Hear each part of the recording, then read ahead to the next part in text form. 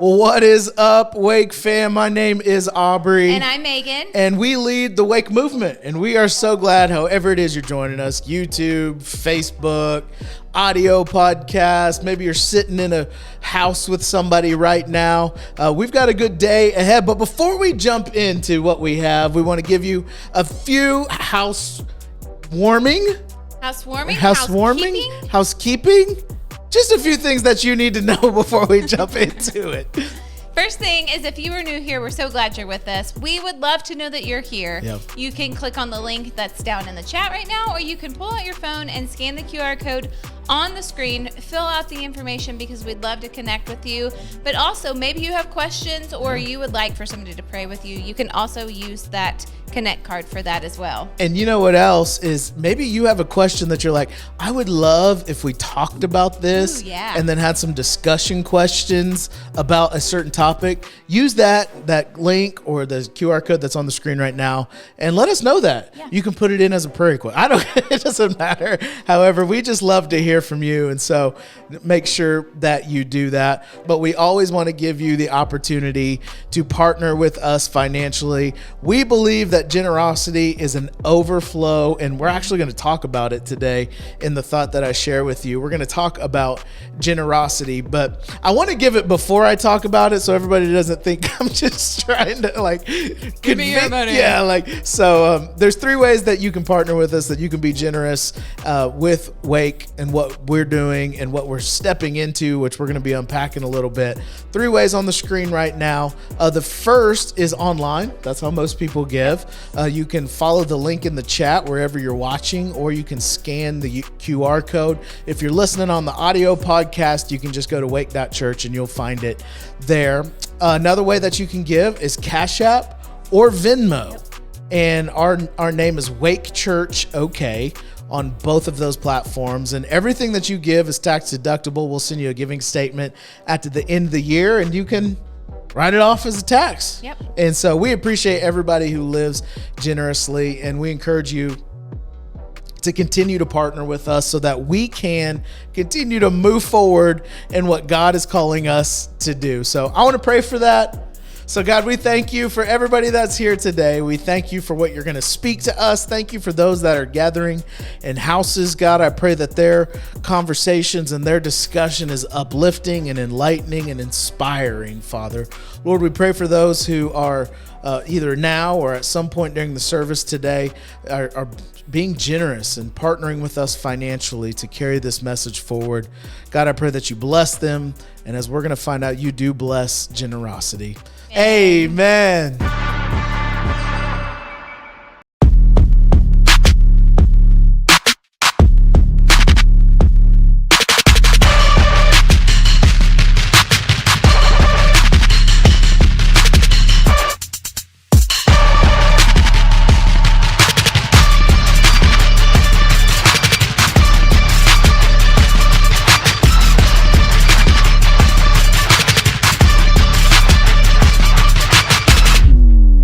What is up, Wake fam? Aubrey here. Hey, we are going to jump right in. If you're new, you're checking this out, here's how it works. I'm going to give a thought. It's not like a 3-point message. It's just going to be a thought. And then I want you to take notes. I want you to lean in. And at the end of it, we're going to give you a couple of questions that you can discuss if you're watching with people at your house.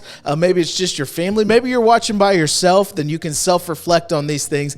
But lean in, because we're going to continue talking about today this idea that we've been talking about the last 3 weeks. It's based out of Matthew 7, where it's talking about building your life on the rock versus the sand, building your life on Jesus. And I believe that it is so important right now, especially as it appears that culture is getting darker and things are changing, and you hear financial doom and gloom and all these things.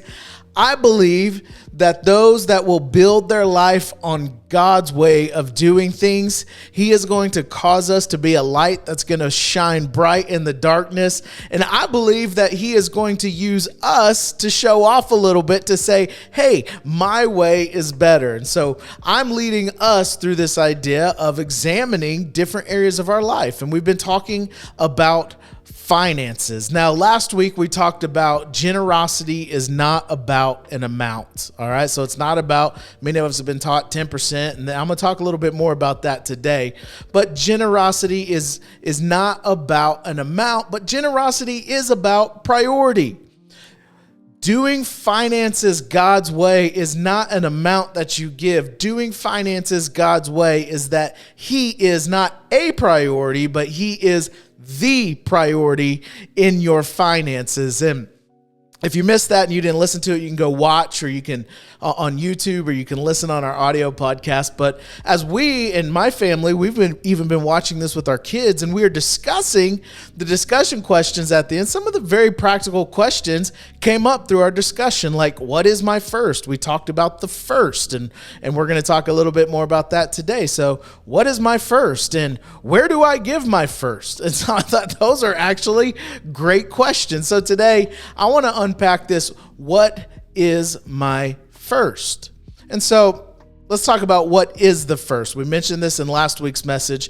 So in the Bible, back in the old days, when they had a crop, they would bring their very first pickings to the Lord. So the harvest would come, and they'd bring the best of the best to the Lord. Or if they had cattle or some kind of animal, they would bring the best of the best to sacrifice to the Lord. So for us in modern day, obviously it's not about bringing our first harvest, but for us in modern day, it's when the check hits the account, what comes out first? What is the priority when I get some money? And people ask, well, should I give off of my gross, or should I give off net?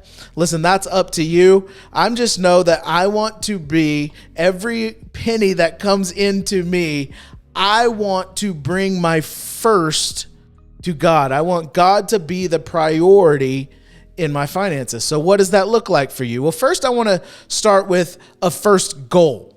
What do you mean by a first goal, Aubrey? I think there needs to be a goal, and this is where the 10% comes in. That this is not meant to make you feel bad if you can't do this, but we often hear the tithe is the 10%.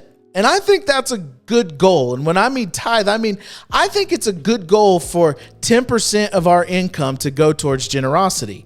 I subscribe to that. Now, not if you don't give 10%, you're cursed, and you're not going to have a good life. And I'm not talking about that. I know I'm a preacher, and I know this is a message, but beliefs aside, I believe that building your finances with 10% of your income going to generosity is a healthy baseline with margin for us to live. In fact, I would subscribe to 80% of our income going to spending, 10% of our income going to saving, and 10% going to generosity. I would subscribe to that as a healthy baseline for all of us. Is that not 10% because we're cursed if we don't, but 10% because that's a healthy baseline to build your finances on.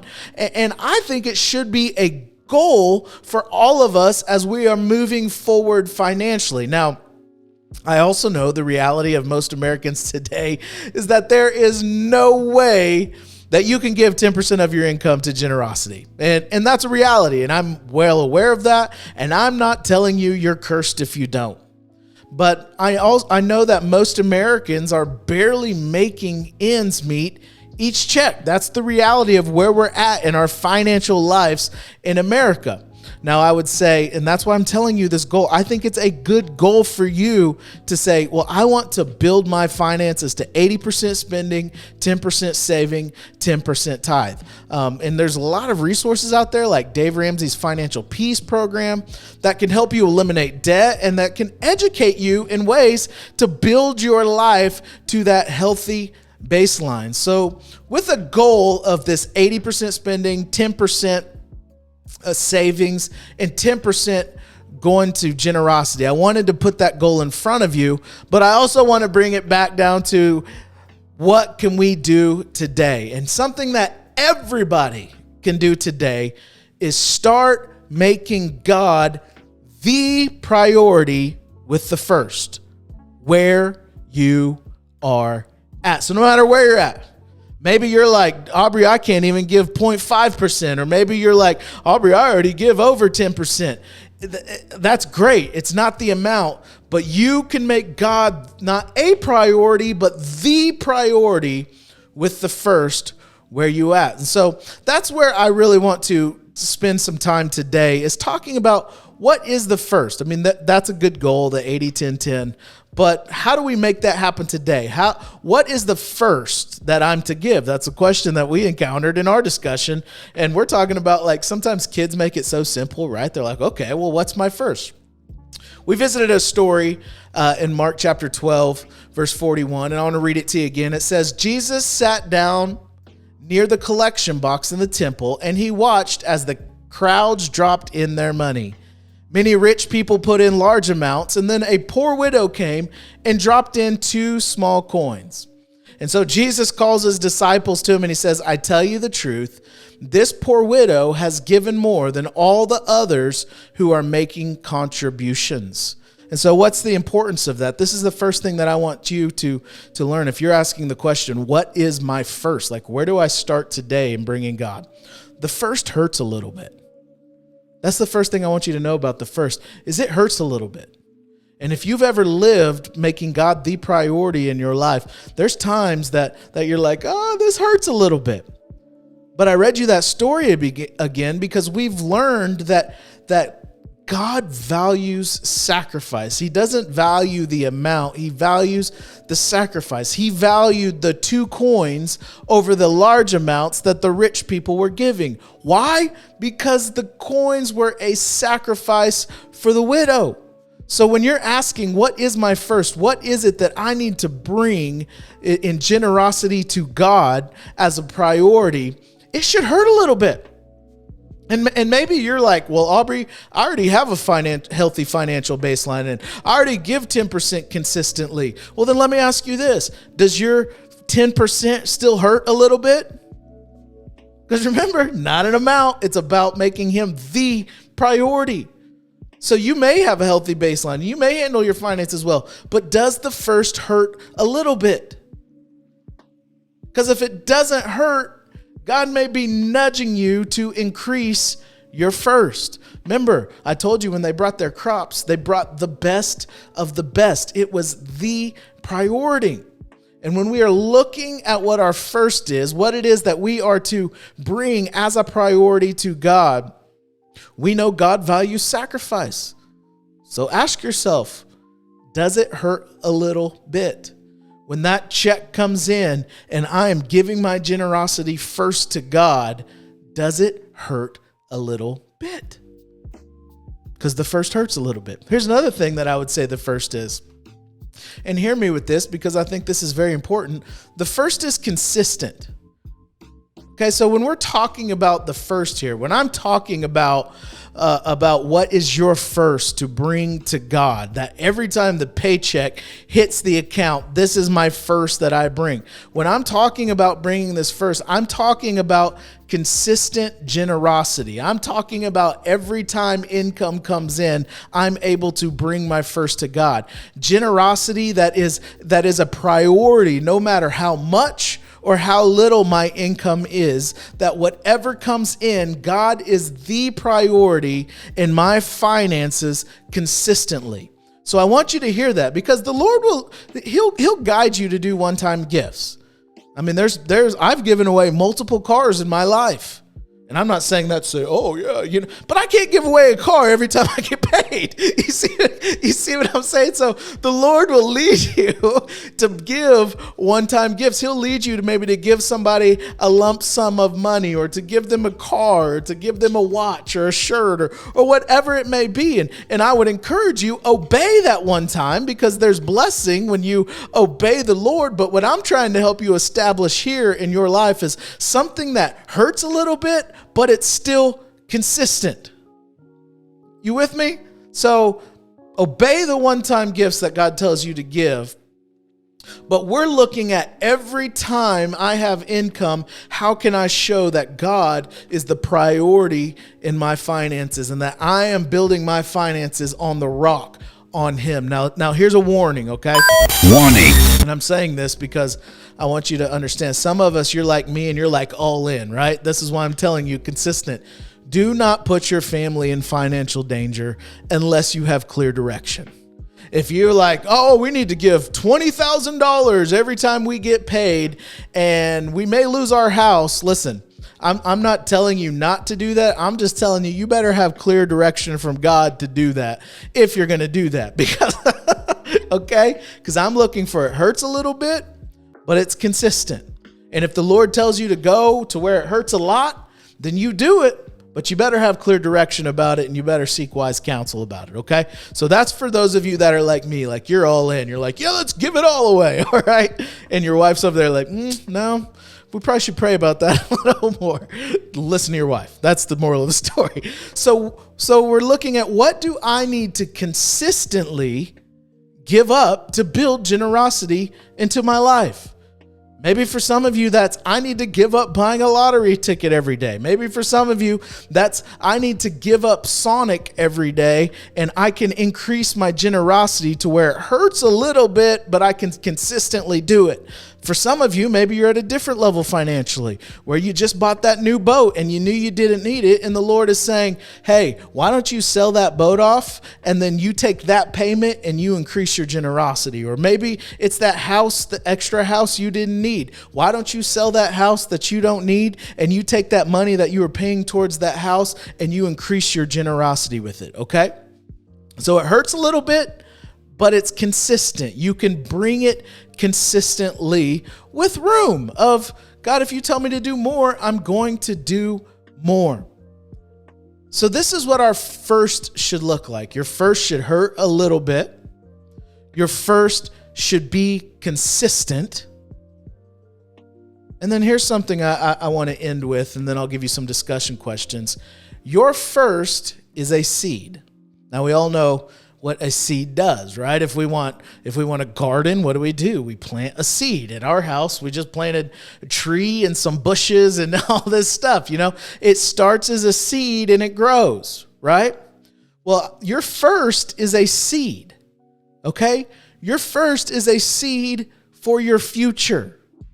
When you are honoring God with the first, when you are saying, God, you are the priority, you are planting a seed for your future.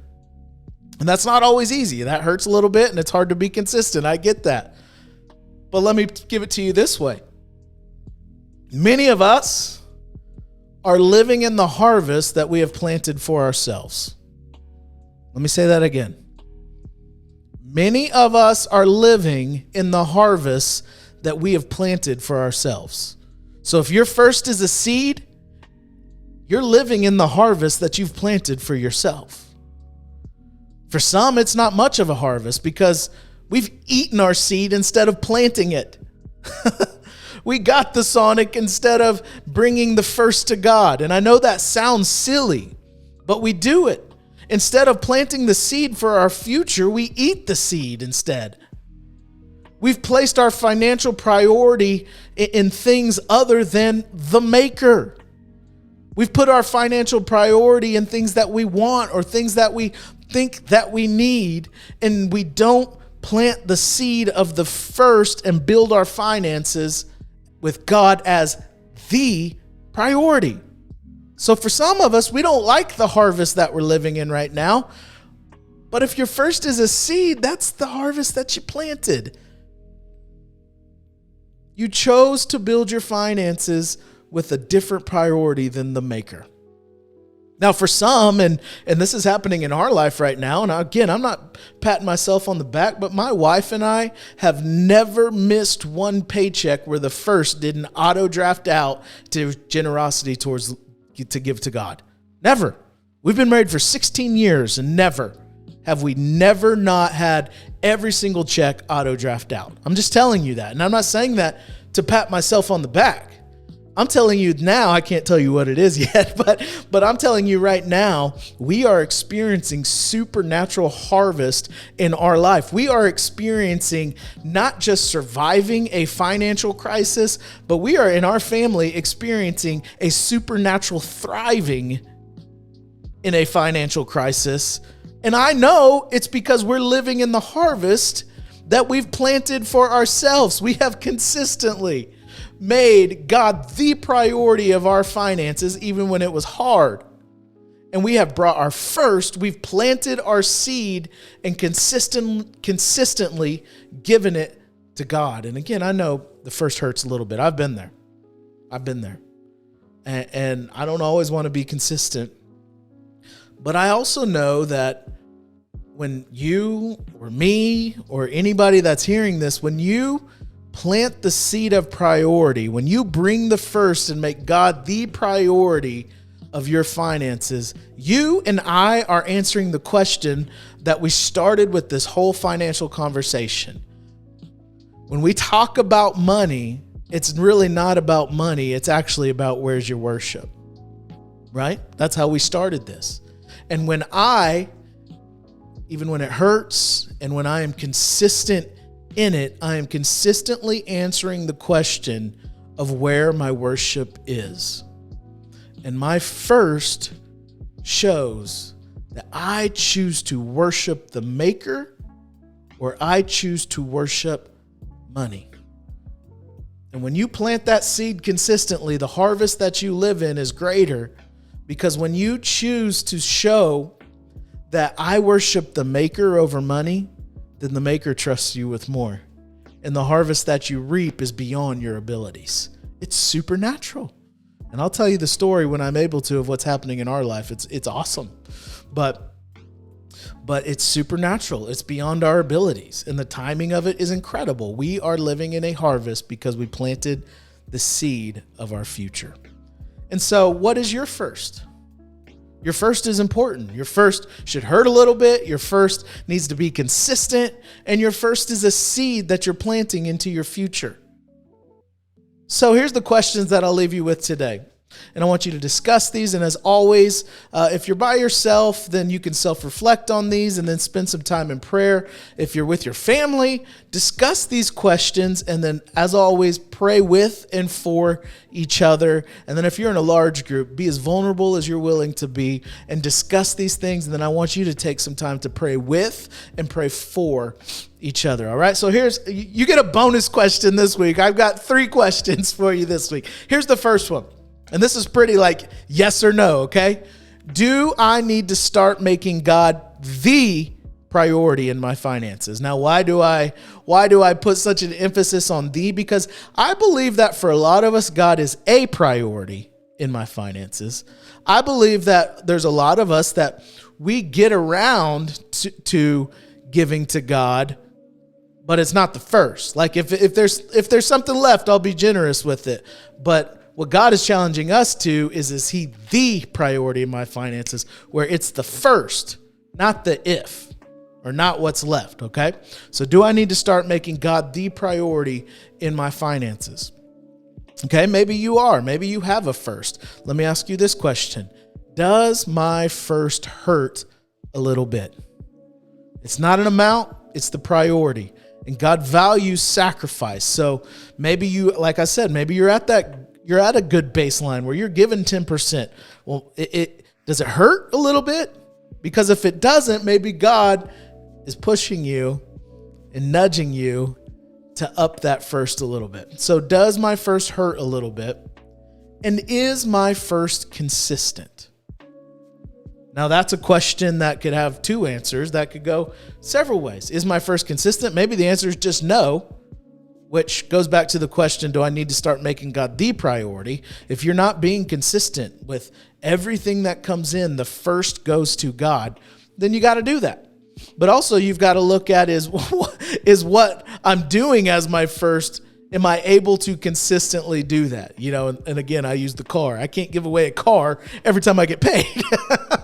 You see what I'm saying? So you've got to look at, is my first consistent? Does my first hurt a little bit?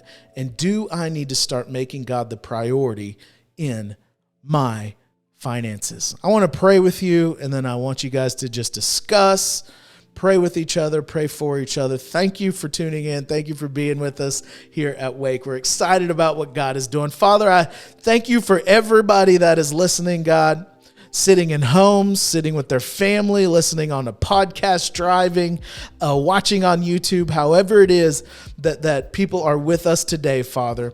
Lord, I pray that you would give us a stronger desire and the courage and the boldness and the understanding, Father, of the importance of building our finances on the rock, of doing and building our finances your way, Father. And so, Lord, I pray that as families discuss, as couples discuss, as minds are illuminated, Father, I pray that you make it clear to us what our first is, God.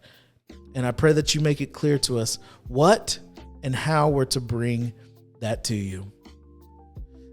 It's in your mighty name we pray. Amen. Hey, thank you again for being with us. Take some time to discuss. Next week, we talked about what is my first. Next week, we're going to talk about where does my first go? Ooh, so make sure you're with us. Love you, Wake fam. We'll talk to you later.